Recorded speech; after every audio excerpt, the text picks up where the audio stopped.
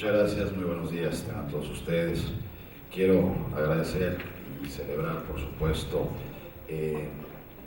este tercer foro nacional que se lleva a cabo en conjunto con la Comaip, y agradecer, por supuesto, al Instituto de Transparencia del Distrito Federal, al InfoDF, agradecer a todos los integrantes de su máximo órgano de decisión, Luis Fernando, Alejandro, Lucio, David, y en particular, por supuesto, a su presidente, el maestro Óscar Garrafort. También me es muy grato compartir esta primera mesa, esta mesa inicial de reflexiones con Gerardo Laveaga, presidente del Instituto Federal de Acceso a la Información Pública. Un saludo a todos, también por supuesto a los colegas de las distintas entidades federativas que hoy nos encontramos juntos y que habremos también de intercambiar con ellos ideas a lo largo de esta jornada. Sin duda también agradecer a la Cámara de Diputados, espacio justamente como lo ha señalado el presidente, donde se toman las decisiones como de esta naturaleza en este momento, en esta coyuntura en materia de transparencia, donde se está llevando a cabo el análisis de lo que aprobó el Senado de la República en diciembre pasado,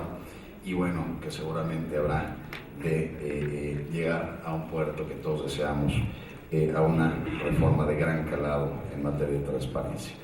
De nuestra parte, ya hemos expuesto nuestras propuestas de lo que sería la reforma constitucional en materia de transparencia, incluso con la entrega de documentos formales y serios que expresan no solo el punto de vista personal, sino el institucional del INFOEM, es decir, del Instituto de Transparencia del Estado de México, y por supuesto del colectivo de la Comaip.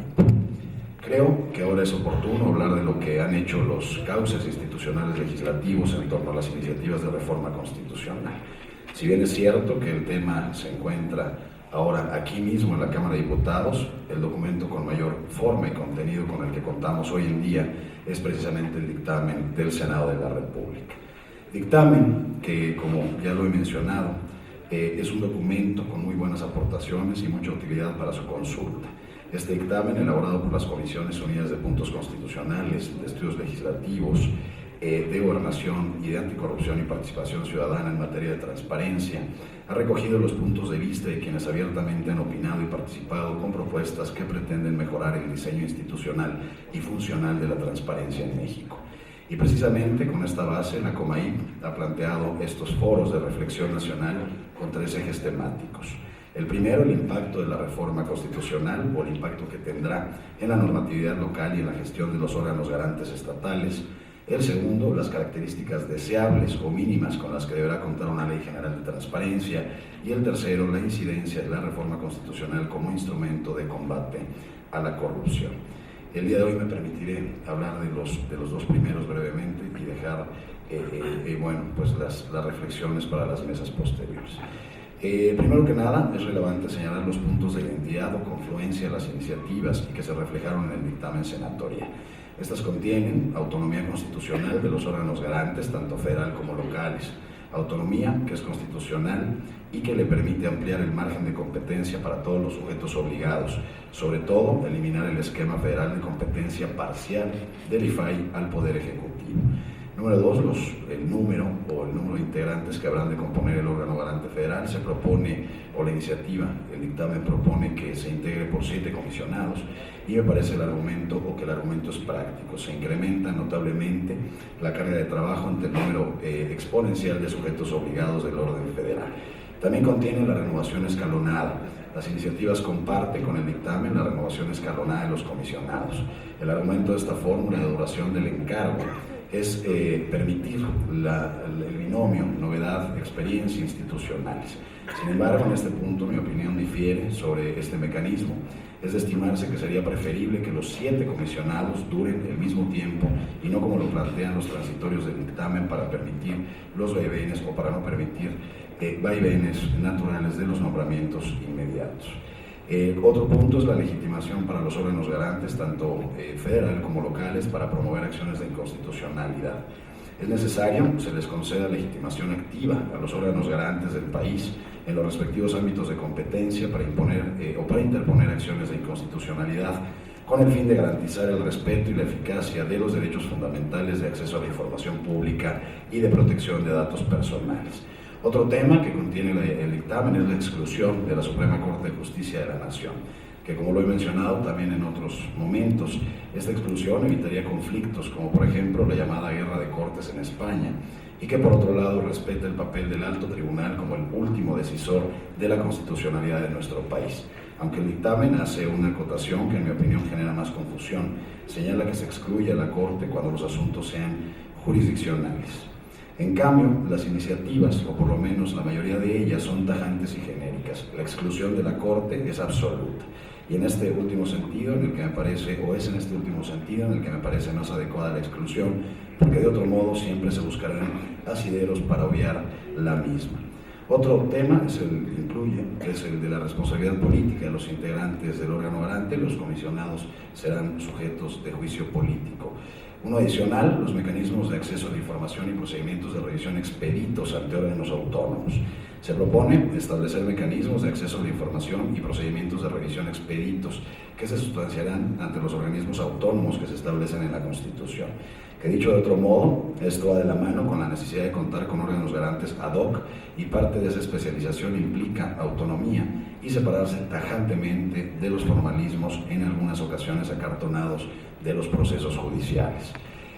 Otro punto que señala es la generación o la promulgación de una ley general de transparencia, lo cual propone otorgarle competencia legislativa al Congreso de la Unión para que expida una ley general que permita la coexistencia ajustada a ella de la ley federal y las leyes locales, con las adecuaciones que se necesiten, o incluso la expedición de nuevas leyes acordes a dicha ley general.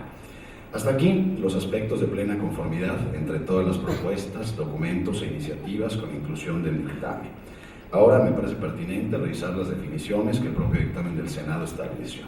En primer lugar, lo que es positivamente destacable, el aspecto o el concepto de posesión de información. No deja duda de que la información a la que se tiene derecho a acceder no solo es la generada por los sujetos obligados, sino la que poseen. La posesión de documentos es mucho más amplia que la simple generación documental, que en ocasiones permitiría jugar a los sujetos obligados al argumentar que el documento solicitado no lo podían entregar porque no fueron ellos quienes lo generaron. Por otro lado, los sujetos obligados amplía el universo de los sujetos obligados o de las fuentes de posesión documental, o mejor dicho, delimita el conjunto con más certeza al incluir no solo a los sujetos obligados tradicionales, sino también a los partidos políticos, fideicomisos, fondos públicos y hasta sindicatos. Solo esperemos que, por ejemplo, el régimen de transparencia de los partidos políticos no sea diferenciado al del resto de los sujetos obligados, como acontece hoy en día, por virtud de lo cual a algunos les aplica la ley de transparencia y a otros partidos el COFIPE o los códigos electorales estatales. Por otro lado, la declaratoria de inexistencia, que también se contiene, incluye esta figura, y figura que al no estar contemplada expresamente permitiría, o de no estar contemplada expresamente, permitiría subterfugios procesales para negar la información. Parafraseando al doctor Jorge Carpizo, la constitucionalización de los órganos garantes, que como diría tan entrañable jurista, por estar en la Constitución son constitucionales, y yo agregaría, y por estar en ella son autónomos. También implica un régimen de varias leyes en la materia, una ley general con segmentos de competencia entre la Federación, Estados, Distrito Federal y municipios, una ley federal que, como lo menciona el dictamen, subsistirá para regular al IFAI, y 32 leyes locales que corresponden a los estados y al Distrito Federal y que a la vez incluirán el régimen de transparencia municipal y delegacional. Por otro lado, la competencia del IFAI. No queda duda que el ámbito de competencia del IFAI, excepción hecha de la Corte, aunque más adelante haré un comentario sobre cómo quedó en el dictamen, de igual modo se retoma en instancia federal de revisión de las decisiones de los órganos garantes locales. Con enorme satisfacción personal, debo decirlo, se eliminó la figura del recurso excepcional de revisión, que ciertos sujetos obligados podían interponer ante la Corte, como excepción a la definitividad de las acciones o de las decisiones del órgano garante federal. Con dicha supresión se salvaguarda como principio absoluto la definitividad de las decisiones de transparencia desde el ángulo de los sujetos obligados. Por otro lado, se invierte la fórmula de nombramiento por corresponsabilidad.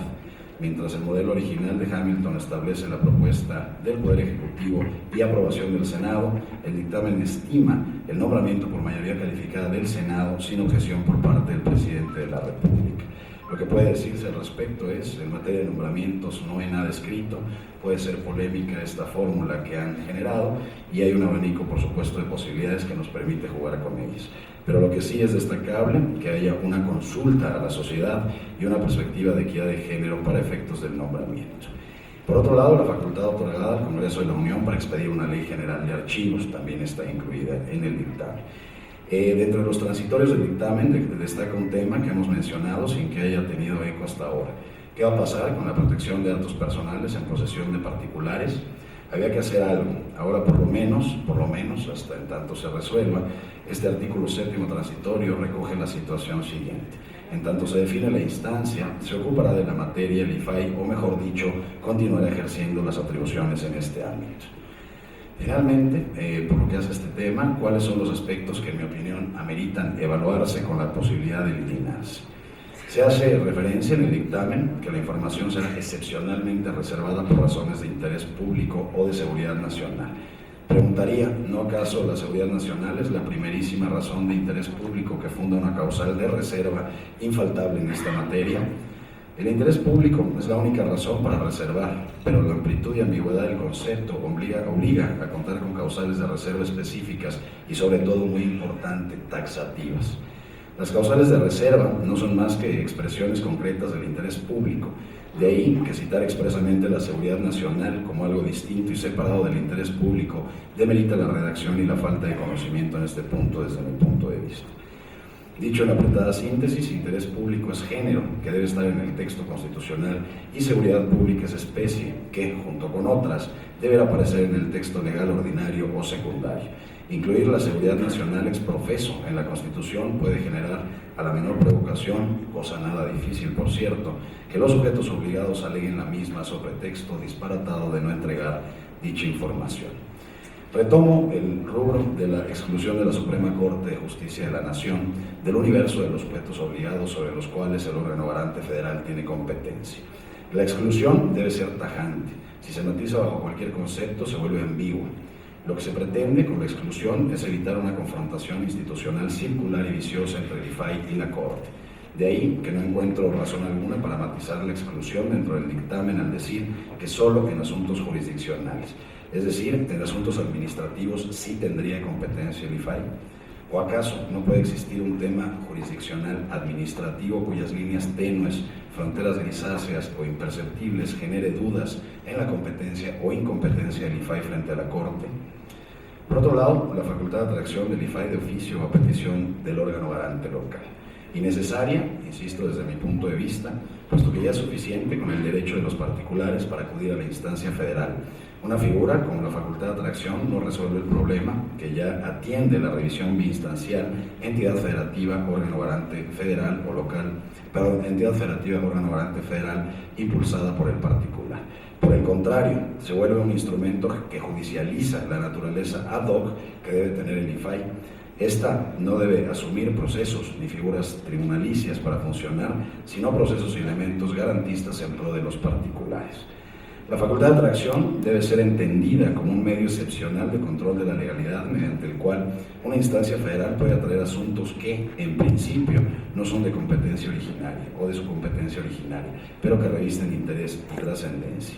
En vista de ello, desde la Comay buscamos que la reforma fuera respetuosa del régimen federal y justificamos como una ley general y una revisión biinstancial, entidad federativa, federación, generaba un marco de federalismo cooperativo. Pero cosa muy diferente es una facultad de atracción, más aún cuando esta es de oficio. Puede tocarse esta figura procesal en un voto de desconfianza hacia los órganos garantes locales. Por otro lado, la inclusión de un consejo consultivo. Figura que nos recuerda al Consejo Consultivo que tiene, por ejemplo, la Comisión Nacional de Derechos Humanos, pero con la diferencia de que la dirección de este órgano es unipersonal a cargo del presidente de la comisión. Los órganos garantes son instancias colegiadas, cuyo pleno es la máxima o la instancia máxima, que además supervisa y fiscaliza a sus propios integrantes. Es decir, los consejos consultivos sirven para vigilar el actuar de directivos unipersonales, pero cuando el órgano es colegiado, es precisamente esa pluralidad la que efectúa la función vigilante de sus integrantes, incluyendo al presidente del órgano. Luego entonces yo preguntaría, ¿para qué un consejo consultivo? Por otro lado, ¿qué va a hacer el Consejo Consultivo frente a las atribuciones cuasi jurisdiccionales de los órganos garantes de transparencia? Francamente, no es comprensible la existencia de este mecanismo en el diseño institucional de los órganos garantes, cuya colegialidad es innegable y permite realizar un examen más exhaustivo y pormenorizado, con arreglo a puntos de vista diversos. Planteamiento que facilita un mayor rigor a la actividad supervisora, en virtud de que la decisión posee como antecedente una deliberación previa y, en su caso, cambio de idea suficiente en relación a puntos de divergencia, condición que aporta una especie de garantía o certeza de imparcialidad, puesto que cada integrante vigila y controla la actividad de sus homólogos. Por otro lado, el fortalecimiento absolutamente necesario de la autonomía presupuestal. La gran ausencia en el dictamen, no obstante que una de las iniciativas sí lo prevé, es el tema de la puesta en práctica de la autonomía presupuestaria. La Comaip ha sido clara y contundente en torno al proyecto Aporta, por lo que no haré hincapié en ello, pero sí es necesario reflexionar sobre el establecimiento de mecanismos idóneos que garanticen el suministro de recursos financieros para el ejercicio real de esa autonomía constitucional. Y en ese rubro me atrevo a sugerir lo siguiente por vía del artículo transitorio. Cito: el Congreso de la Unión, las legislaturas de los estados y la Asamblea Legislativa del Distrito Federal deberán destinar los recursos necesarios para la reforma del régimen de transparencia, acceso a la información pública y protección de datos personales. Se deberán prever partidas presupuestales específicas dentro del presupuesto inmediato siguiente a la entrada en vigor del decreto y en los presupuestos sucesivos. En fin, creo que por parte o por el lado del primer tema, creo que con cierta exhaustividad en la Comaip hemos disertado sobre el momento actual en el que se encuentra la reforma constitucional. Y por otro lado, permítanme nada más dejar unas cuantas líneas, unas ideas de otra mesa que habrá, que es los elementos deseables que deberá contener la ley general una vez que se promulgue, por supuesto, la reforma constitucional. Me referiré a los grandes puntos que será deseable tengan, como lo señalaba, coincidencia en una ley marco o en una ley general que permita homologar y, en consecuencia, homogeneizar la legislación en los niveles federal y estatal respecto del ejercicio del derecho de acceso a la información. No se debe perder de vista que el diseño legal de esta ley general representa una propuesta de federalismo eficaz y eficiente, respetuoso de la autonomía de los estados, dado que la aplicación de las normas contenidas en dicha ley estará a cargo de sus propios órganos autónomos de transparencia dentro de su respectivo ámbito de competencia, perspectiva que es compartida ampliamente, como lo he señalado, por los integrantes de la Comaip.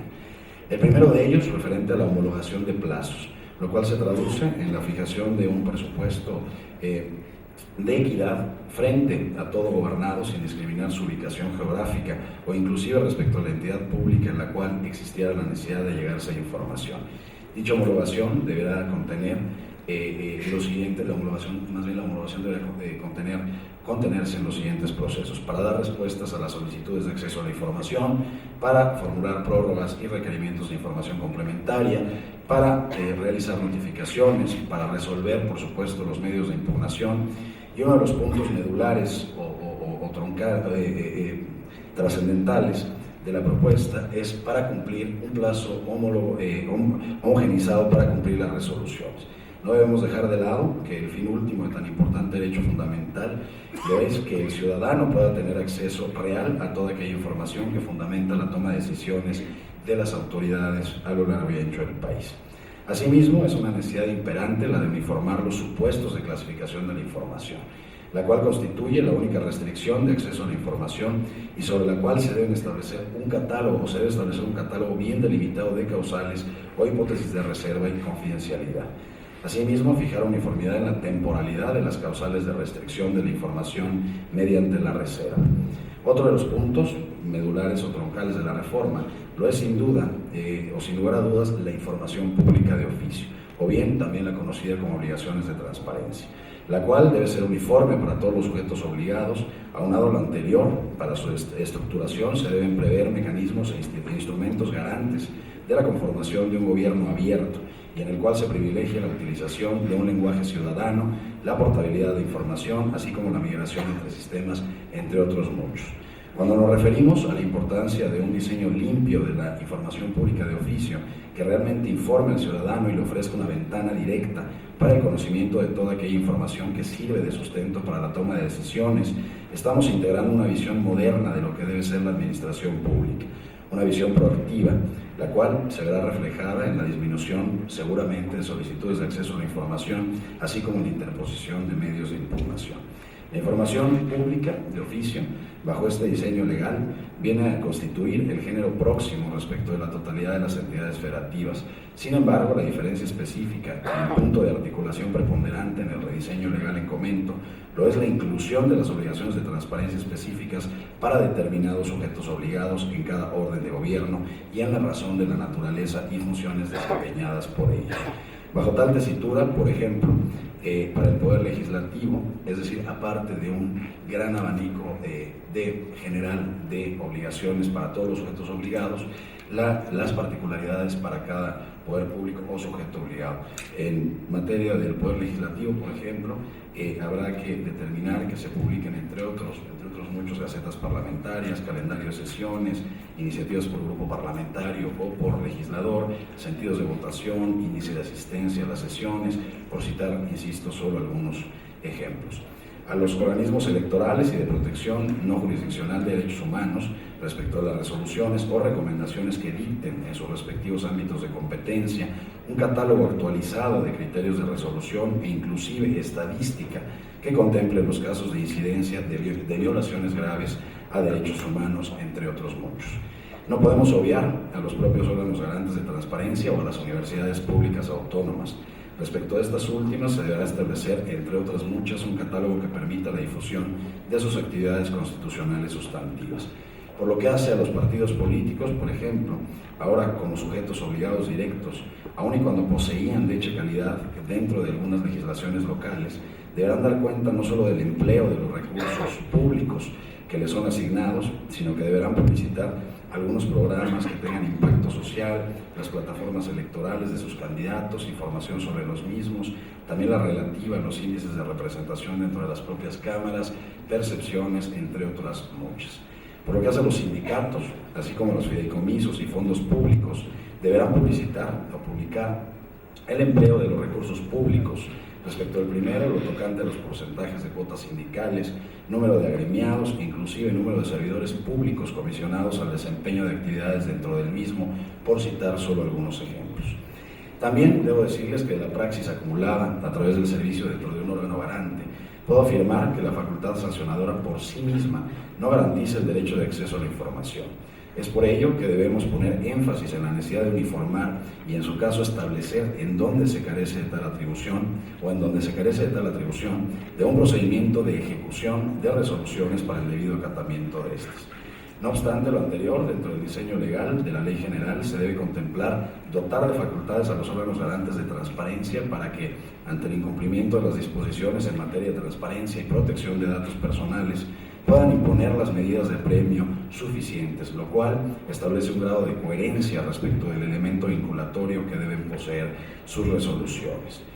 Me permito también resaltar que uno de los grandes logros que estima lo que se vislumbra posicionarse como la tercera gran reforma constitucional en materia de transparencia es la ampliación del concepto de sujetos obligados, puesto que tal como lo establece el propio texto de la iniciativa, cualquier persona física o moral que reciba y ejerza recursos públicos o realice actos de autoridad en el ámbito federal, estatal y municipal quedará inmerso dentro de la hipótesis normativa. El cúmulo de todas estas consideraciones a nivel legal nos llevan a establecer una nueva visión respecto de este derecho fundamental, al encumbramiento de la transparencia como un elemento sine qua non para que afiancemos el Estado constitucional de este derecho, en el que la sociedad civil juega un papel importantísimo, decisivo, diría yo, y se constituye un canal bidireccional de flujo, en el que la transparencia no es entendida como un simple ejercicio del gobierno hacia la ciudadanía, como se podría apreciar en el ejercicio de la rendición de cuentas, sino como la integración de un valor ético dentro de la estructura social.